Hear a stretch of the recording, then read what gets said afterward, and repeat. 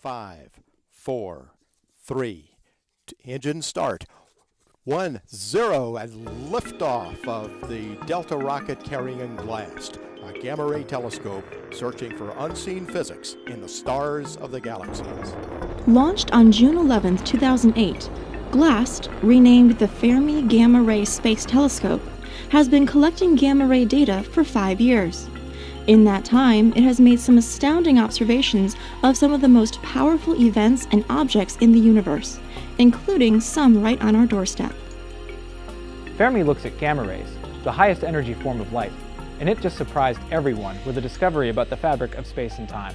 Because Fermi saw no delay in the arrival time of the two photons, it confirms that space and time is smooth and continuous, as Einstein had predicted. With Fermi, astronomers have made the most accurate measurement of starlight in the universe and used it to establish the total amount of light from all the stars that have ever shone. In April 2013, a shockingly bright blast of gamma rays from a dying star in a distant galaxy produced the highest energy light ever detected from such an event. Every 3 hours, the Large Area Telescope on board Fermi builds up a picture of the sky in gamma rays. One thing it sees a lot of is blazars, active galaxies whose emissions are powered by supermassive black holes. Because we're watching them all the time, we can track their activity and alert other telescopes to new flare-ups.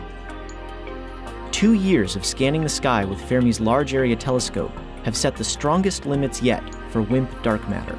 The longer Fermi operates, the better its ability either to box in the nature of dark matter or to find actual evidence of what it is.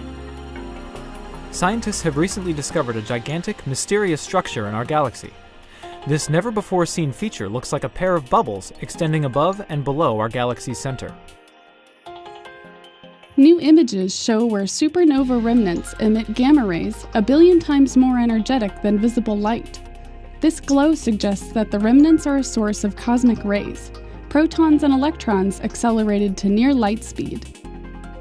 Observations of 2 supernova remnants by NASA's Fermi Gamma Ray Space Telescope conclusively show these supernova remnants are accelerating protons. When they strike protons in nearby molecular clouds, they produce the gamma ray emission Fermi sees. Recently, astronomers have observed incredible flares in the nebula that theorists are hard-pressed to explain. The gamma rays most likely arise from electrons moving near the speed of light. But to account for these flares, the electrons must have the highest energies ever seen in cosmic sources. In 3 years, Fermi has detected more than 100 gamma-ray pulsars, and about a third of gamma-ray pulsars were discovered by Fermi on the basis of their gamma-ray pulsations alone.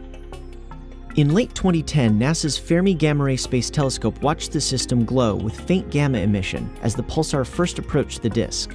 Astronomers expected the same behavior in early 2011 when the outbound pulsar grazed the disk again, but instead, Fermi detected intense and puzzling gamma-ray flares.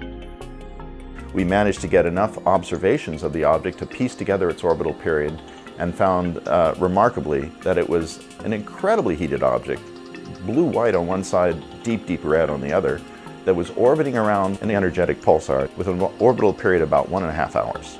The gamma rays are blasting the companion at point-blank range.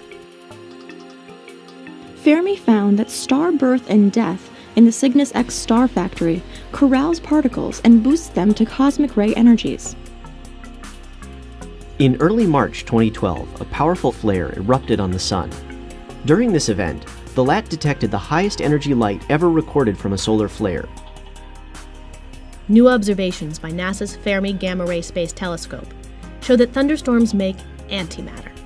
The process starts with a terrestrial gamma ray flash, or TGF, an intense pulse of gamma rays originating from thunderstorms. Scientists have discovered that radio signals, once thought to be produced by the lightning that triggers a TGF, are in fact broadcast by TGFs themselves. There was a defunct Russian satellite in an orbit that would intersect Fermi's orbit in about a week. Those two spacecraft were occupying the same space within 30 milliseconds of each other. That's why this was scary. Having done the maneuver and avoided a collision means we continue operating. So continue doing the great science that we have been doing over the past 4.5 years.